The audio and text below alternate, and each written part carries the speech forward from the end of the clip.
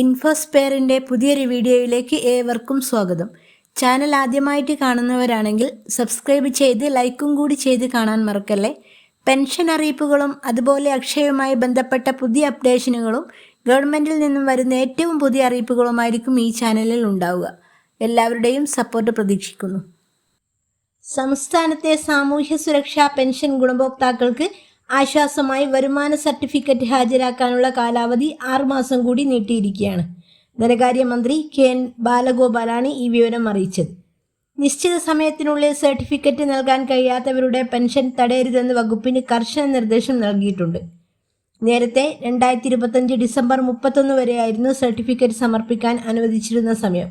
എന്നാൽ ഗുണഭോക്താക്കളുടെ സൗകര്യാർത്ഥം ഇത് 2026 ജൂൺ 30 വരെ നീട്ടാനാണ് സർക്കാർ ഇപ്പോൾ തീരുമാനിച്ചിരിക്കുന്നത്. 62 ലക്ഷത്തിലധികം വരുന്ന ക്ഷേമ പെൻഷൻ ഗുണഭോക്താക്കളിൽ ഏകദേശം 2.53 ലക്ഷം പേർ മാത്രമാണ് ഇനിയും വരുമാന സർട്ടിഫിക്കറ്റ് ഹാജരാക്കാനുള്ളത്. 2019 ഡിസംബർ 31 വരെ പെൻഷൻ പട്ടികയിൽ ഉൾപ്പെട്ടവരാണ് പ്രധാനമായും ഈ പരിധിയിൽ വരുന്നത്.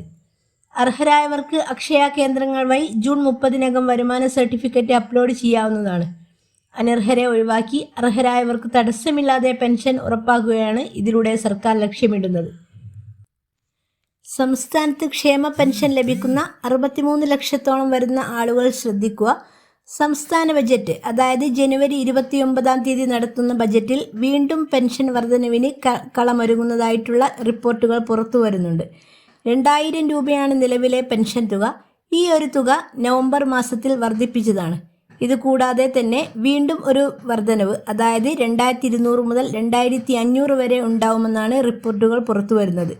അതുമാത്രമല്ല, അർഹതയുള്ള വ്യക്തികളെ കൃത്യമായിട്ട് കണ്ടെത്തി ആനുകൂല്യം എല്ലാ മാസവും മുടങ്ങാതെ തന്നെ ഇപ്പോൾ വിതരണം ചെയ്യുന്നുണ്ട്. അതോടൊപ്പം അനർഹമായിട്ടുള്ള ആളുകളെ കണ്ടെത്തുന്ന സോഷ്യൽ ഓഡിറ്റ് പോലുള്ള നടപടിക്രമങ്ങളും ഇപ്പോൾ സർക്കാരിൻ്റെ ഭാഗത്തു നിന്ന് ഉണ്ട്. ഇതെല്ലാം പാലിച്ച് കൃത്യമായിട്ട് മുൻപോട്ട് പോകുന്ന ഗുണഭോക്താക്കൾക്ക് കഴിഞ്ഞ മാസം പെൻഷൻ ലഭിച്ച എല്ലാവർക്കും തന്നെ പെൻഷൻ തുക വർദ്ധിപ്പിച്ചു കഴിഞ്ഞാൽ ആ തുകയും വൈകാതെ തന്നെ ലഭിക്കും. മാത്രമല്ല, നമ്മുടെ വീടുകളിൽ 60 വയസ്സിന് മുകളിൽ പ്രായമുള്ളവരുണ്ടെങ്കിൽ എത്രയും വേഗം തന്നെ ക്ഷേമ പെൻഷന് അപേക്ഷ കൊടുക്കാവുന്നതാണ്. വിധവകളായിട്ടുള്ളവർ, അതുപോലെ ഭിന്നശേഷി നേരിടുന്നവർ, കർഷക തൊഴിലാളികൾ, അല്ലാതെ തന്നെ APL BPL വ്യത്യാസമില്ലാതെ ക്ഷേമ പെൻഷൻ പദ്ധതിയിലേക്ക് അപേക്ഷ വെക്കാവുന്നതാണ്. ഈ പെൻഷനുകളൊക്കെ ലഭിക്കാൻ സർക്കാർ പറയുന്ന കുറച്ച് മാനദണ്ഡങ്ങൾ കൂടി നമ്മൾ ശ്രദ്ധിക്കണം. അതായത്, നമ്മുടെ വീട് 2000 സ്ക്വയർ ഫീറ്റിന് മുകളിലാവാൻ പാടില്ല. ഗുണഭോക്താവിൻ്റെ പേരിൽ 4 ചക്ര വാഹനം, അതായത് 1000 cc മുകളിൽ വരുന്ന എൻജിൻ കപ്പാസിറ്റിയുള്ള വാഹനം ഉണ്ടാവാൻ പാടില്ല. സ്വകാര്യ ആവശ്യങ്ങൾക്ക് ഉപയോഗിക്കുന്ന കാറ് പോലുള്ള വാഹനങ്ങൾ ഉണ്ടാകാൻ പാടില്ല. കൂടാതെ തന്നെ വീട്ടിൽ AC പോലുള്ള ഉപകരണങ്ങളും ഉണ്ടാകാൻ പാടില്ല. അതുപോലെ കുടുംബത്തിൻ്റെ വാർഷിക വരുമാനം വിവാഹിതരായ മക്കളൊഴിച്ച് ഏത് സ്രോതസ്സിൽ നിന്നുള്ള വരുമാനമായാലും 1 ലക്ഷത്തിന് മുകളിൽ ആവാൻ പാടില്ല. ഇക്കാര്യങ്ങളൊക്കെയാണ് പെൻഷൻ ലഭിക്കാനുള്ള പ്രധാനപ്പെട്ട മാനദണ്ഡങ്ങൾ. സോഷ്യൽ ഓഡിറ്റിലൂടെ എല്ലാം പരിശോധിച്ച് കൃത്യമായി പെൻഷൻ ഉപഭോക്താവാണെങ്കിൽ അപ്രൂവ് ആകുന്നതാണ്. അപ്രൂവ് മെസ്സേജ് വന്നു കഴിഞ്ഞാൽ അടുത്ത മാസം മുതൽ നമുക്ക് പെൻഷൻ കിട്ടുന്നതായിരിക്കും. നിലവിൽ വിധവാ പെൻഷൻ, അവിവാഹിത പെൻഷൻ വാങ്ങുന്നവർ പ്രത്യേകം ശ്രദ്ധിക്കുക.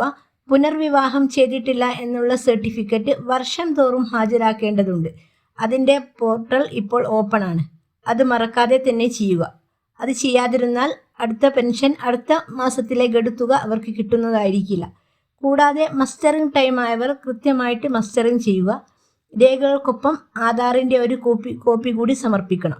അതോടൊപ്പം തന്നെ വരുമാന സർട്ടിഫിക്കറ്റ് ഹാജരാക്കാൻ അറിയിപ്പ് വന്നവർ അത് സേവന സൈറ്റിൽ അപ്ലോഡ് ചെയ്യുക. നമുക്ക് പെൻഷൻ അപ്ഡേറ്റുമായി എന്തെങ്കിലും സംശയമുണ്ടെങ്കിൽ നമ്മുടെ വാർഡ് മെമ്പറുടെ സഹായം തേടാവുന്നതാണ്.